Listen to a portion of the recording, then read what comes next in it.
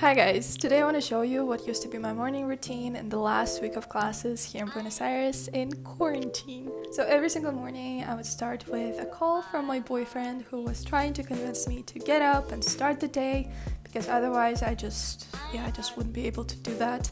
And today I had a class at 11 a.m. and I slept very late, so I got a 10 and my morning routine was cut very short. So when I finally do get out of bed, I head to the kitchen where I already prepared some coffee from the night before so that I just need to turn on the stove and it will start being made without me trying to do anything else. And I always turn on all the lights in my previous apartment so that it would seem like there's some sunlight. And then I wash my face, I brush my teeth, and as you can see I'm wearing a very peculiar t-shirt, but in my defense, I bought it for like $3 in a thrift store and it's really soft, okay? I brush my hair, of course, and one another thing that I always do in the mornings is that I smile at myself in the mirror because you gotta smile. And if there's no one around you to do that, you just do it with yourself. While I was in the bathroom, my coffee got ready, so now I'm just pouring it in my cup that has traveled everywhere with me. I've had it for like 7 years. Oh my gosh, no, don't look at my nails, don't look at my nails. I also like to add some cinnamon in the end,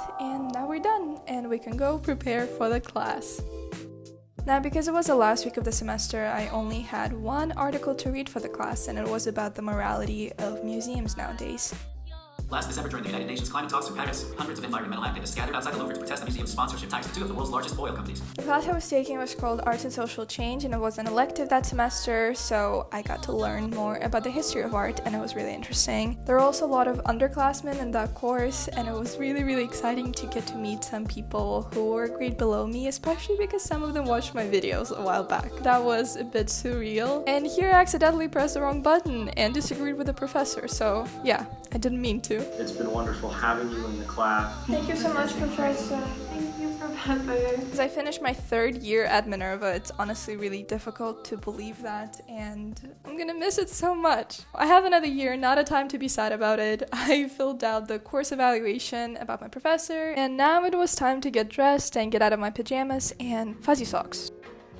I usually love dressing up, but that day I just wanted to feel comfortable. Because I was on quarantine and would be spending the most of the day at home anyways, I only got out of my pajamas halfway. I kept the shorts and put on this black t-shirt and tied it in the front. So it kind of looks like I put a little bit of effort. Right now I'm gonna show you something I never thought I would show, but we're being honest here. I put these little silicone things between my toes because my feet require that, and I've been wearing it since I was like 12. I also always put on my perfume, and that day I didn't feel like putting on a lot of makeup. I just wanted to do the bare minimum. To be honest, I feel the most beautiful when I'm not wearing makeup at all because that's usually when I'm most comfortable with my friends and family around me. But for some weird reason, makeup also makes me feel put together, and I do like to wear it as well. And here I'm using my eyelash curler, and I just remember how scared my brother was when I was using it in the car on the way to school when I was late.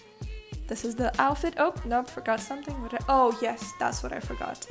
We're on lockdown, don't forget that. And I also forgot to make my bed, which I do every single morning because my mom taught me when I was little. So here's a quick time lapse of me organizing my space. Oh yes, breathe girl. Now we're ready to go out and get some food. No matter how old these shoes are, how much people around me hate them, they are my favorite because they're super comfy even though there's a huge hole in them. But when I looked in the mirror, I realized I don't like how they look with my shorts, so I'm putting a little bit more effort into tying up my other shoes. And here's my arm awkwardly reaching out for the reusable bag and picking it up again. Good job. The bag is actually from the Bauhaus Museum of Berlin, and it reminds me of that all the time, and the hand sanitizer is also from Berlin. How cute. As you guys can tell, in that neighborhood where I lived, most places were still closed apart from grocery stores, and looked a little bit depressing, but there were still some beautiful things like the trees and the sunshine, which as you can see, I was enjoying so much. That's the park where I couldn't go. Missed it a lot as well. Hi, Pigeon!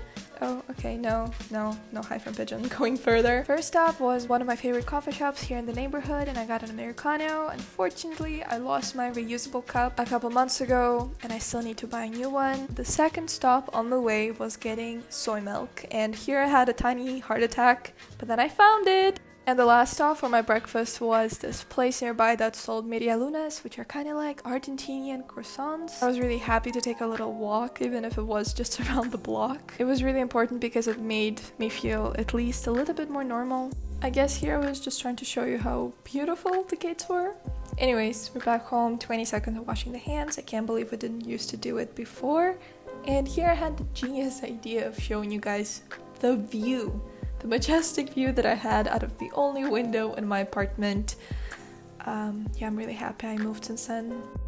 Dinara, Oh my god! what's up? Hi, Abby!